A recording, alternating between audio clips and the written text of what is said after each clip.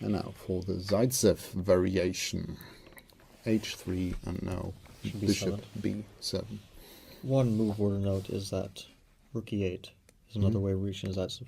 Sometimes black players prefer this move order, and the reason is that after bishop b7, white has the move d3, which, as we pointed out from other lines, d3 makes sense when the bishop is on b7. You blunt it a bit, and then you play on knight d2, knight f1, knight g3, and black very often will have to play bishop c8. With the move rook e8, if white plays d3, suddenly you can develop the bishop to e6 and claim that you gained half a tempo. For us, it doesn't matter. In both cases, I'm recommending move d4. Bishop b7, d4, and rook e8. So again, it's going to be a battle for the e4 pawn. Black will play rook e8, knight d2, bishop f8. This is the Zaitsev, and the point of black's play is that after knight f1, e d4, c d4, knight a5, e4 is hanging, bishop is hanging, and white has trouble with this pawn. If black were to play after d4, a move like h6, I think this is called something like the Smyslov system or whatever. I'm not sure exactly. It's a slightly older system which is considered dubious these days because it doesn't put pressure on white. And unlike the Breyer or the Zaitsev, e4 is not attacked, and here white gets everything he wants. The center, the knight on g3, without having to waste a move on bishop c2. So let's just call that a poor man's Zaitsev. Other thing about the Zaitsev which is important to know is that white has a draw in hand. A very famous draw, which is thousands of games have ended this way. White can play knight g5, black has nothing better than rook f8. And it's considered that attacking lines like f4 are not really dangerous. White can play knight f3, rook e8, etc. with the draw. So if you're ever in a must-draw situation, it's good to be aware of. I remember that Karpov allowed this quite often. Karpov was a big Zaitsev player. I mean, it was a big discussion in his match against Kasparov. I mean, the Zaitsev was a big theoretical battlefield. So yeah, this opening has been around for decades and decades as one of the most reliable of black's options in the classical Ruy Lopez. But generally speaking, black is not afraid of the repetition, and generally speaking, unless your own specific situation requires it, whether let's say you need to draw to win a tournament in the last round, you need to draw to make your final I am norm, whatever it is. In that case, you can play knight g5, but otherwise, I recommend we keep the game going with knight d2, bishop f8. So here, as I mentioned, knight f1 is not a move. Sometimes players play knight g5 and here rook e7, and there's some theory here where the rook is a bit funny placed on e7, but the knight gets kicked back after h6. Like I think at some point Kamsky was experimenting with this sub d5, and then knight a5, bishop c2, c6, and something, the theory of which I don't remember clearly. Also not the line I'll be recommending. There are several lines I could say are interesting in check if you're so inclined to find a different option than the one I'm suggesting. One is bishop c2, preparing in some cases, well, two things. Bishop c2 actually has the idea of preparing d5. After the knight moves, playing b3 and supporting with c4. We saw that from the Breyer, this idea to build a pawn chain. It could transpose in some lines. Does black ever get to play knight b8, knight to d7, or is it too late for that? No, it could transpose, yeah. I think, for example, after g6, d5, knight b8, b3, c6, c4, knight d7. Yeah, this could arise from different move orders. I think I played this exact position against Ding Liren. He played black, and I got a comfortable advantage. I tortured him for a long time, but I couldn't win. I think there's a great game that Karpov won. I can't remember who it was against, though, unfortunately. But I think he played a model game, so if anyone's interested in these structures, this is both a very viable way of playing for white, and the structure is in general quite healthy. But black has other approaches. Black can play h6, for example, d5, and knight e7. And after b3, black can play like knight d7, try to get f5, and there's some sharp theory involved in these lines. Other lines which are interesting are a3, potentially dropping the bishop back to a2, or one of the main lines, which I've played myself quite a lot, is d5, which basically what happens in this line is black drops the knight back, Mm-hmm. and then white will play knight f1 and like knight h2 and knight g3, and black will play c6, and we will get a position with this kind of structure. White takes on c6 then. Yeah, no, white should always take on c6, black will take with the bishop, play knight e7, and we get a type of Sicilian pawn structure, which is considered like slightly better for white, but bordering always on equality. But the reason I wanted to look at a4, and I think, okay, this is kind of like the old main line. It's always been considered one of the most critical lines. The reason I wanted to look at this is because it is the most exciting and the most chaotic, tactical, and... Oh dear, what a prelude. But anyway, I mean, a4, you've been recommending a4 in many Ruben Lopez lines, also in the anti-Marshall and things like that. This is, white's just flexible. He can play all over the board, and a4's nearly always useful. Almost always a useful move. Yep. Take that with a grain of salt. It depends on the position. I wouldn't always recommend the move a4. But yeah, we're putting pressure on b5. And so the main move for black is h6. I'll explain why black plays h6 here. So black wants to challenge the center. And the way he wants to do it is by taking knight b4. He gives up the center, but he puts pressure on e4. Unfortunately for him here, knight g5 is a strong move. And there's no comfortable way of defending this pawn because things are hanging. For example, if rook e7 and I take, and you, it's like this, I think it is. Take, and queen b3. I think this is a line which is considered quite good for white. d5 and e5. Looks a little bit awkward. Black has no good place to put the knight. I'm also wondering if e5 here is very strong. But in any case, knight g5 is the problem with this. With this line with knight b4, and the reason why black plays h6 here. And after h6, white is confronted with the same problem. How do I develop my knight? Finally, white decides, I'll play bishop c2. And I'm not really ready to play knight f1, but I am ready to play d5 and bishop d3, now that b5 is hanging. Also, black has to make a move, and you don't want to make a move like g6 here. After g6, white will happily play d5. And wherever the knight drops back, we can consider bishop d3, or something like this is probably also quite good. So black takes, knight b4, bishop b1. So again, we wasted a lot of time with that bishop. Bishop b5, a4, b3, c2, b1. On the other hand, we have the center. Yeah. And black has to challenge the center, and he does it with the typical Benoni move, c5. White plays d5. So on the one hand, black has a majestic knight on b4, and the downside of a4 is that we can't... If the pawn were on a2 here, it'd be great. Yeah. But the pawn on a4 allows black's knight to remain uncontested here. So here, black plays knight d7. Basically, black has to make a move. And the ideas are c4 or knight d7. But knight d7 has dual ideas. One is c4, knight c5, and trying to get this square. The other idea is f5, breaking up the center. And for example, after knight f1, f5 is just a very strong move. And, if ef5, black will recapture this pawn, maybe take it on e1 first. And, yeah, he has weakened... It does look a bit shaky, I mean, on the king's side, for black. Yeah, I guess you could say a bit shaky, but there are factors, which are, the knight on b4, completely uncontested. The bishop on the diagonal is now very strong. And the knight has an outpost on f6. Yeah. It blocks the pawn, and it keeps black's king safe.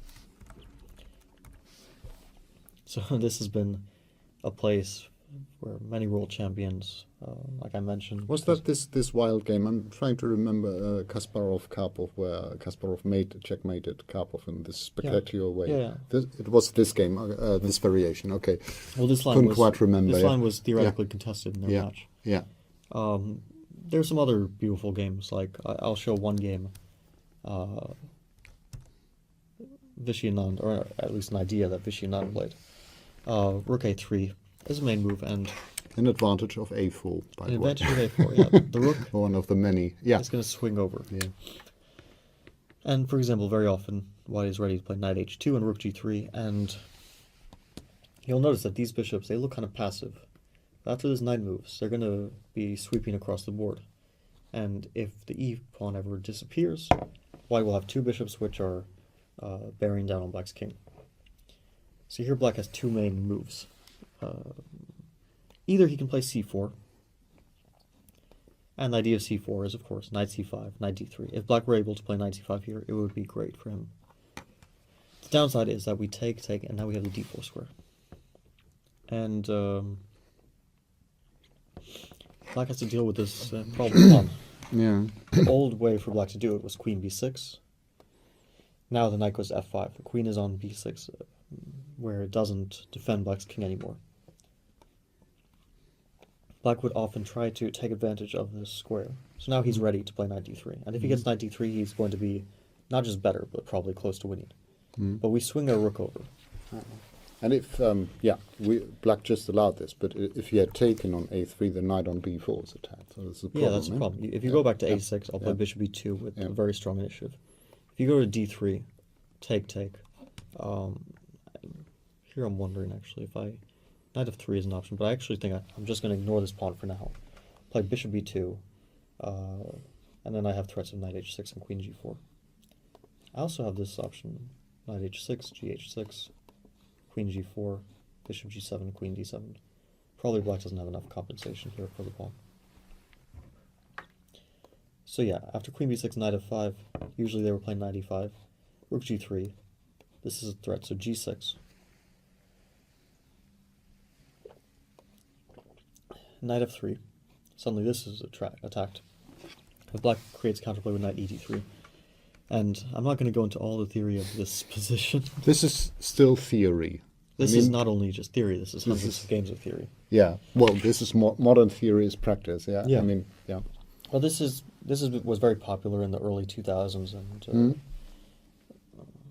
not too popular these days. These days it's considered to be kind of like a forced draw in all lines if both players know what to do. But I will show a fun line, which is, so there was this move which was introduced at some point. Rather than play, rook e2 or rook f1 or some move which defends rook and or bishop e3 or something which defends the king's side. A normal move. A normal move. Vishy came up with queen d2. So this was a game Anand Adams from the World Championship Tournament in 2005 in San Luis. Actually, wait, was it there or was it in Linares? I think it was in San Luis, but I actually can't quite remember. The queen d2, the point is that I don't care about my rook. I just want to try to attack you. And yeah, sometimes white has gone for this line, but usually white just ends up sacrificing on g6 and going for a draw. So this is considered a forced draw. Or knight takes e1. And this position, black can defend, but he has to know an important move. I mean, it's difficult to stop this threat. And after rook a1, for example, take. Suddenly I'm attacking with a lot of pieces. If you play rook b1, you actually lose this. Yeah, and so here, if black continues taking material, I actually think this is a shocking mate. Take, king f8. Okay, king h8 kind of runs into losing your rook. So king f8. And now, I mean, yeah, this is actually kind of an amazing one. Give a check here. So king d7, queen f7 picks up the rook on e8 with mate, or at least complete destruction. King f8, queen h6. If king f7, there's queen h7 and again a mate. Queen h6, king g8, and bishop f6. So black takes. And if you count the material, black is up 2 rooks and a knight That's fantastic, yeah. for Yeah. 3 pawns. But there's nothing to do. Okay, this is the median mate threat, but also if you cover it, for example, like this is also a mate threat. And yeah, if you cover it like this, I mean, we don't take a rook, of course. We just mate you on a different square. So somehow this bizarre constellation of pieces doesn't allow black with his vast army to do anything. Right? He just gets mated, which is kind of shocking.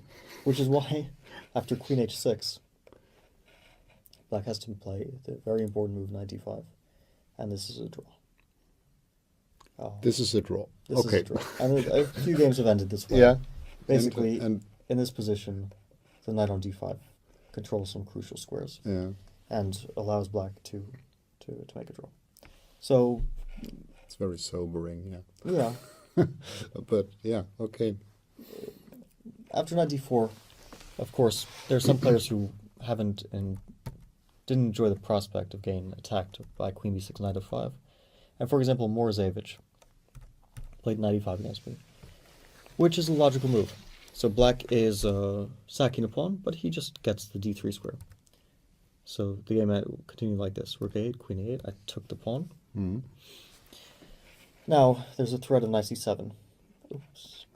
So Morozevich covered and also defended his c pawn, which once his e5 knight goes to d3 is important. I played rook at e3.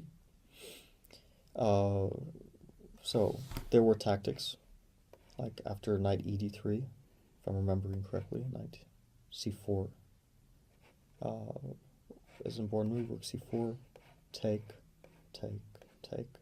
and probably will end up pawn, which should be, should be enough for good winning chances. He played bishop a6. Okay, and I played knight c3, knight ed3, and this game where I was close to winning near the end and I blundered. Yeah. But here it's rather unclear. And I checked this position recently. Instead of knight c3, rook a3 was better. Pinning the bishop, queen b7, knight d4. It's just important that after black moves the knight somewhere, the rook is actually good on a3. It really, this bishop is rather bad. And for example, after like knight bd3, you know, you're no longer like threatening this because of the bishop on a6, and one can play, for example, knight f3. So it's a very complicated position. I was just going to say that. I mean, so far we've seen so many very positional lines for white, and this is a really, as you said, complete mess. Yeah.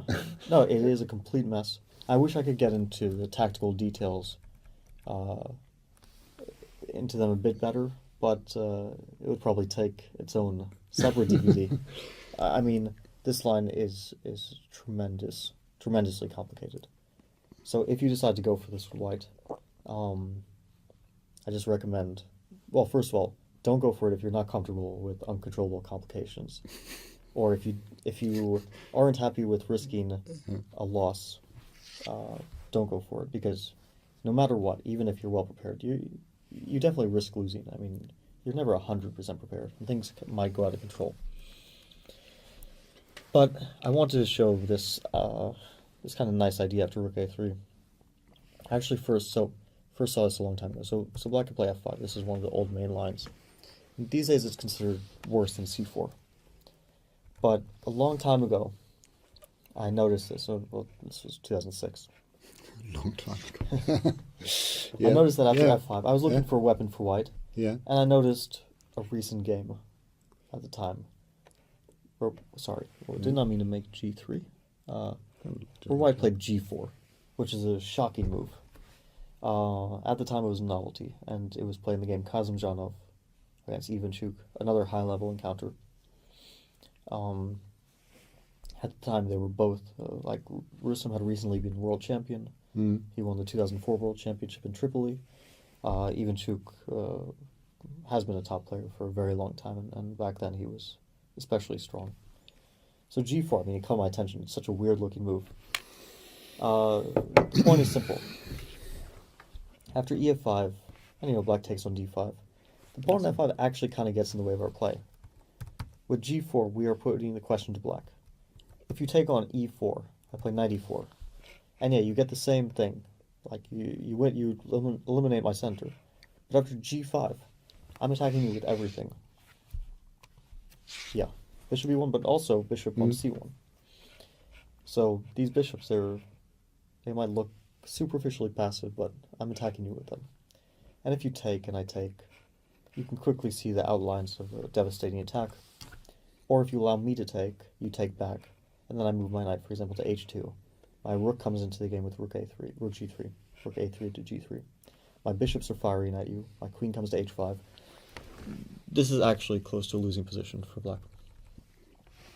That's why after g4, the best move has always been considered to be fg4.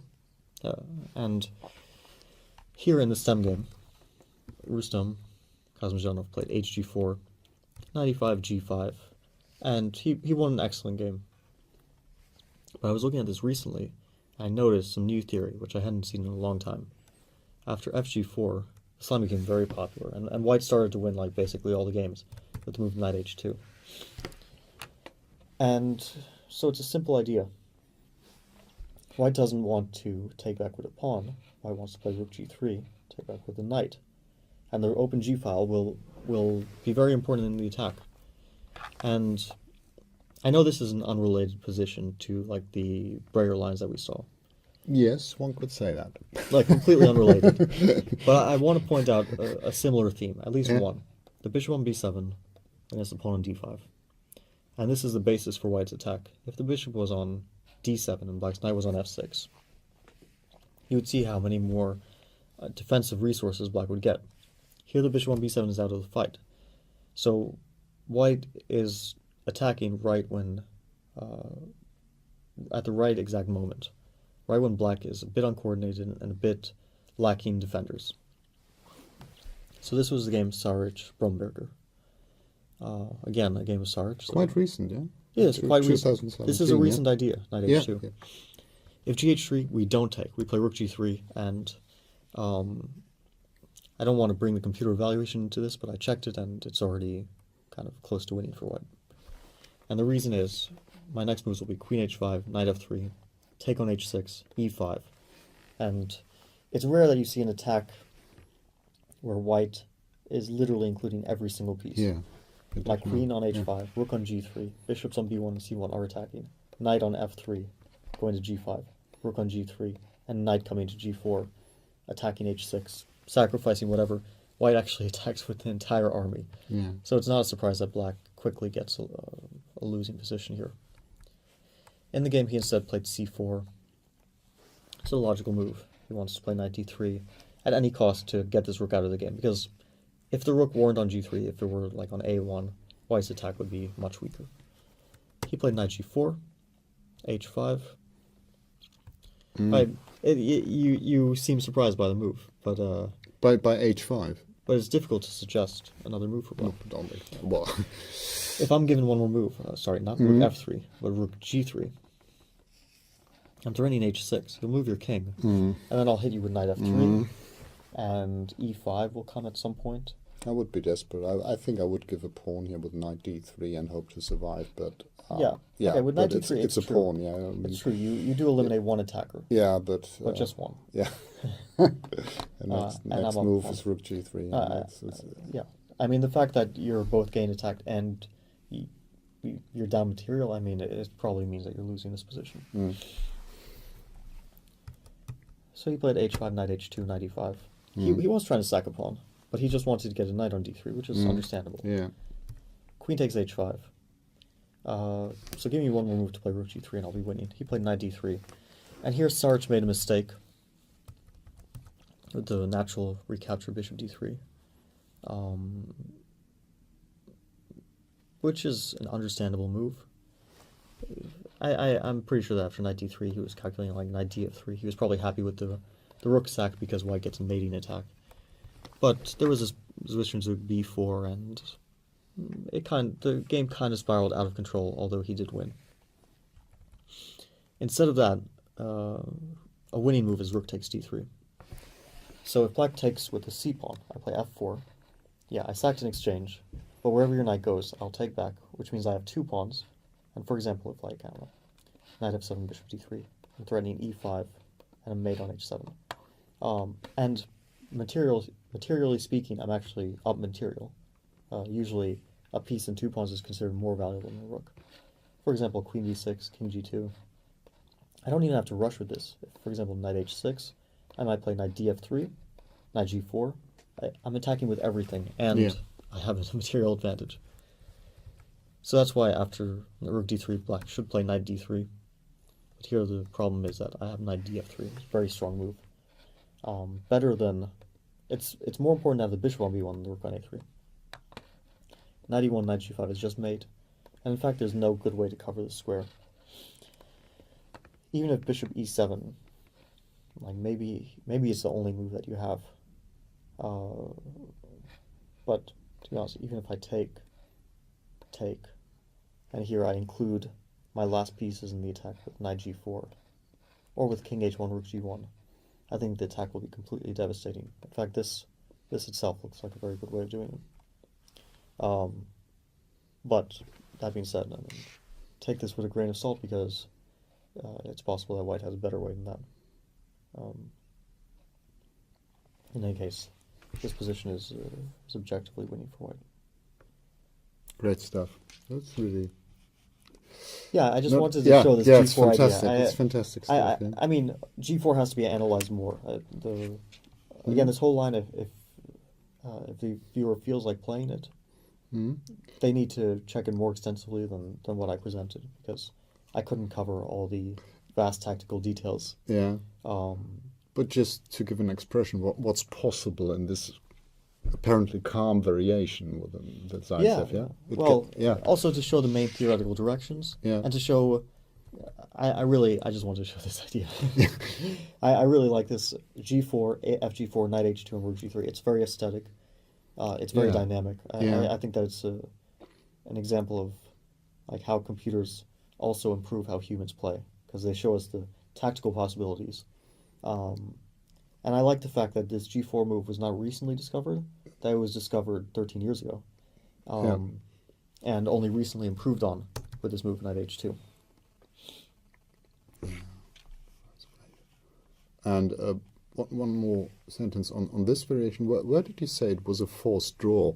I mean, something like around here. I don't know this variation. Was it? No, not 95. Oh, but queen. no, 95 is better for white objectively. Queen d6 is probably the objectively best move. Knight f5, knight e5, rook g3, g6, and knight f3, knight e3. And here there are various ways to reach a forced draw. Again. But here you definitely do need a computer. I mean, for sure. I mean, whether you play queen d2 here or you play another move like bishop e3 or rook f1 or whatever it is, you got to analyze this. But it's fun to analyze for sure. I mean, Also, the thing is that just because the computer says it's a draw, doesn't mean that your opponent will know all the best moves. Like sometimes preparation is about trying to figure out where your opponent is not knowledgeable, and then trying to find things which are difficult for him to solve over the board. That's like when Vichy played queen d2. He didn't think that this was a winning move, but he won like 2 moves later. He was winning against Adams, because over the board it's so chaotic, so difficult for black to play, that just because objectively he can hold on doesn't mean. Do you think this was somewhere near preparation? I mean, by Vichy, queen d2 or before. I mean, queen d2 was a novelty he had prepared for the event. I mean, he said as much. It was one of those blockbuster novelties that you come up with, and you basically get a free point without even playing a move on your own. Because I mean, to actually navigate these complications with black, where you're attacked. I mean, you have one defender on the king side. And meanwhile, I have all these attackers. And maybe this one day, bishop on b1. And you would also think that the one taking the risk here is definitely black. I mean, it's not that one-sided. It depends. The one taking the risk is the one who's worst prepared.